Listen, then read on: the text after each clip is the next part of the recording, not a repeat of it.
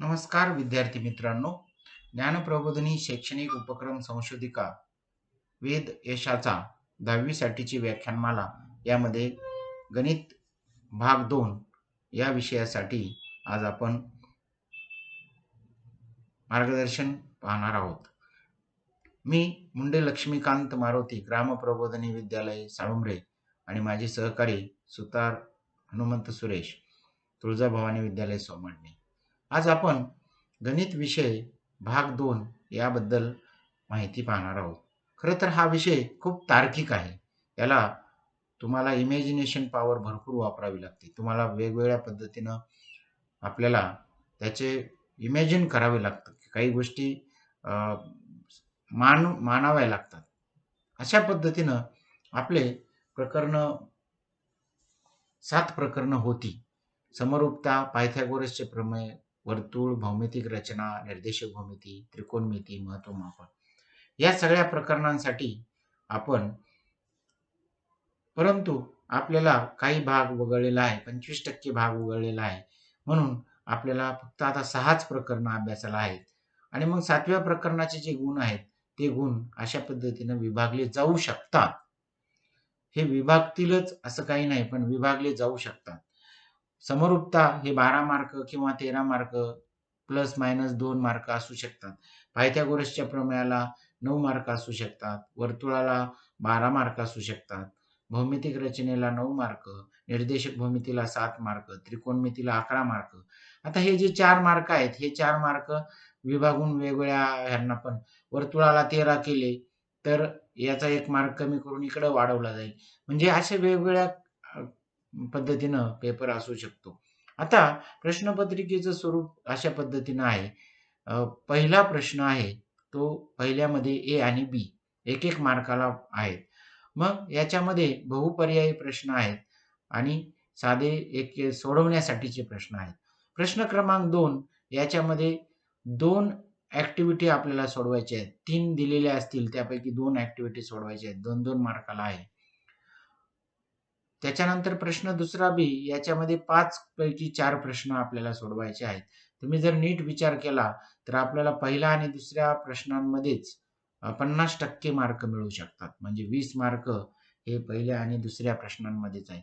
तिसऱ्या प्रश्नांमध्ये सुद्धा ए मध्ये 1 ॲक्टिव्हिटी सोडवायची आहे आणि बी मध्ये 2 प्रश्न सोडवायचे आहेत. मग हे विश्लेषण अशा प्रकारे मार्कांचं असणार आहे.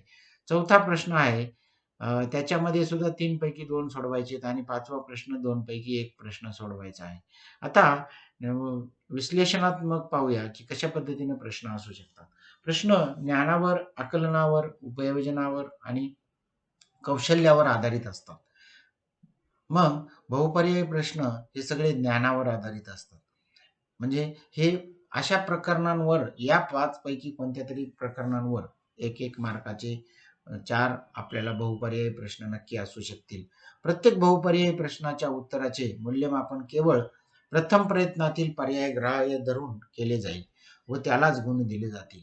म्हणजे एखाद्या विद्यार्थ्यांनी एखादा पहिला बहुपर्यायी प्रश्न पहिल्या पानावर सोडवला, शेवटच्या पानावर सोडवला किंवा अजून कुठे सोडवला, तर त्यांनी पहिल्यांदा ज्या ठिकाणी सोडवलाय तोच प्रश्न तपासला जाईल आणि त्याचेच गुणदान केले जाईल.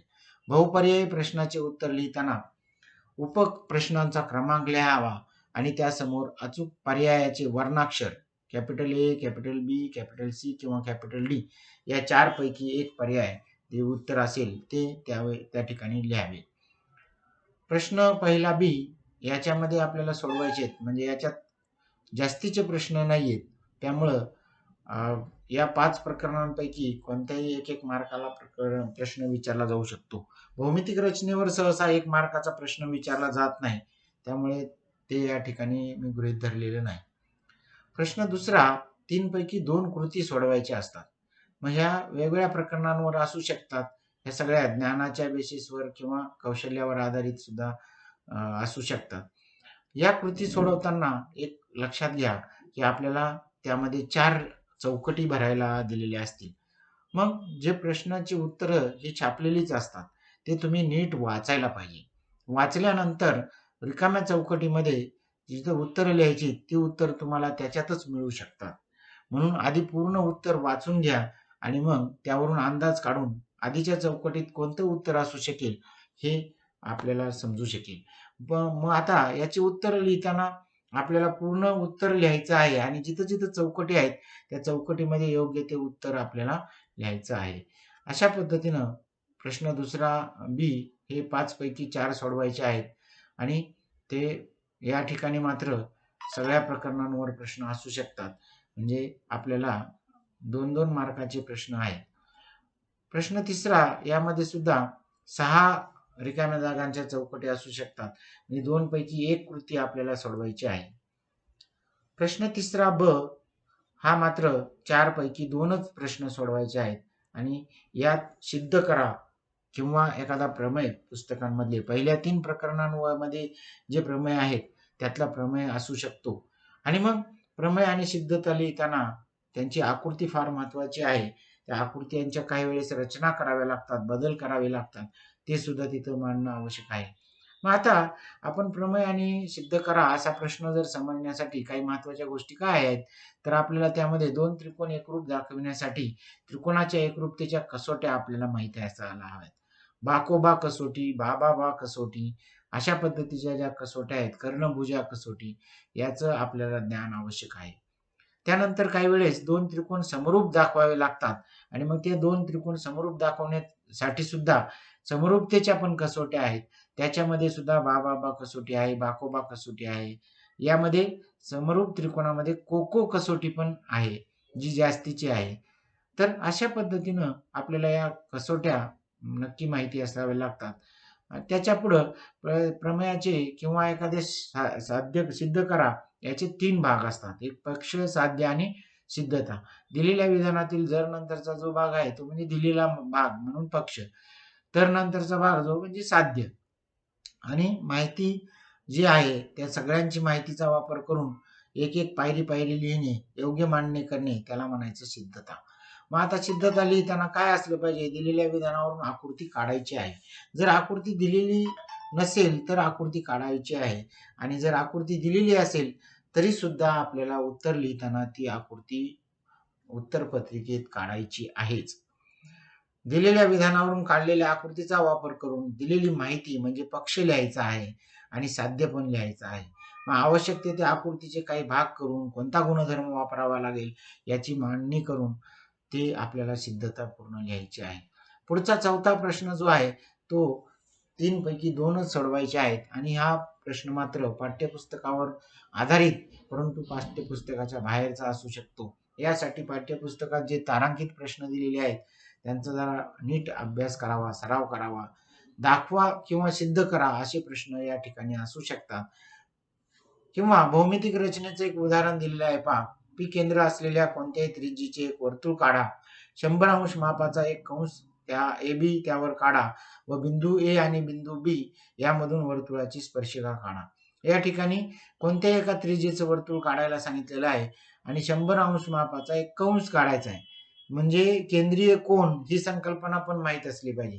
कारण केंद्रीय कोन 100चा काढला तर तुम्हाला A आणि B 2 बिंदू मिळू शकतात आणि त्या 2 बिंदूतून आपल्याला वर्तुळाची स्पर्शिका काढायची आहे. म्हणजे वर्तुळावरील बिंदूतून स्पर्शिका काढायची आहे.